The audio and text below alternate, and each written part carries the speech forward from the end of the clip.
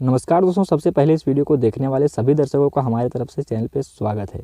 दोस्तों, इस वीडियो में हम आप लोग को बताने वाला हूं कि खेसारी लाल यादव का न्यू सॉन्ग अहिरान के बारे में, तो वीडियो में अंत तक बने रहिएगा। तो दोस्तों, सबसे पहले बात कर लेते हैं इस गाने को लिखने वाले राइटर अखिलेश कश्यप के बारे में।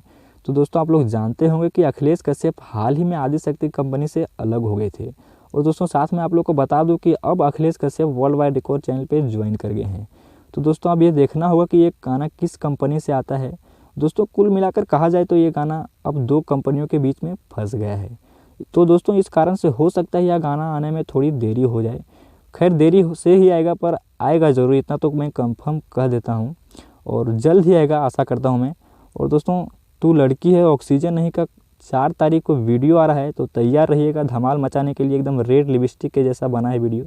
तो दोस्तों, आज के लिए इतना ही। मिलते हैं अगली वीडियो में, तो तब तक के लिए जय हिंद, जय भोजपुरी।